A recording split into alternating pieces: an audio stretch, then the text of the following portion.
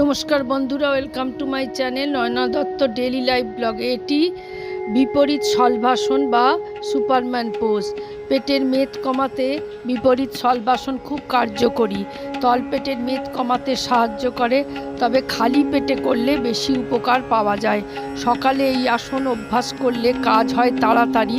20 থেকে 30 second hold করে থাকবেন। কিভাবে করবেন? উপরে শুয়ে পড়ুন, হাতটা পাশে রেখে শ্বাস নিতে নিতে হাত পিঠের ওপরের দিকে তুলে পা দুটো ওপরে তুলতে হবে।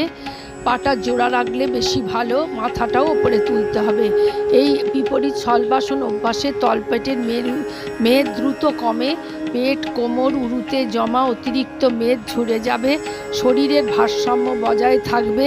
এই ব্যায়ামে সারা শরীরের স্ট্রেচিং হবে, হাত ও পায়ের পেশি টান টান হবে, মেরুদণ্ডের নমনীয়তা বাড়াবে এবং নিয়মিত এই আসন অভ্যাস করলে এই বিপরীত সলভাসন যারা অন্তঃসত্ত্বা তারা করবেন না। পিঠ ও মেরুদণ্ডে আঘাত থাকলে এই আসন করবেন না। এই বিপরীত সলভাসন বা সুপারম্যান পোজ।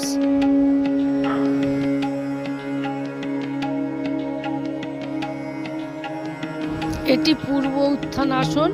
বসে পেছনে হাত দুটো রেখে পায়ের গোড়ালিতে চাপ দিয়ে এইভাবে বডিটাকে ওপরের দিকে তুলতে হবে। বুকটা ওপরের দিকে থাকবে, মাথাটা নিচের দিকে থাকবে, গোড়ালিতে চাপ দিয়ে তুলতে হবে। এটি পূর্ব উত্থান আসন বা আপওয়ার্ড প্লাঙ্ক। নিয়মিত অভ্যাস করলে মেদ ঝরবে, পেশির শক্তি বাড়বে। 20 থেকে 30 সেকেন্ড হোল্ড করে থাকতে হবে।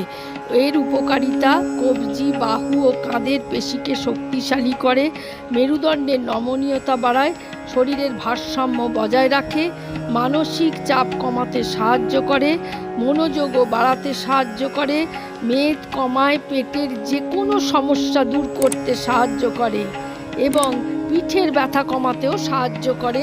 এই আপওয়ার্ড প্লাঙ্ক বা পূর্ব উত্থান আসন। যাদের ঘাড়ে ব্যথা আছে, স্পন্ডেলাইটিস, তারা করবেন না এই আসন। ভার্টিগোর সমস্যা থাকলে তারাও এই আসন করবেন না। হার্টের রোগ যাদের আছে বা উচ্চ রক্তচাপ, অন্তঃসত্ত্বা, তারা কেউই এই আসন করবেন না।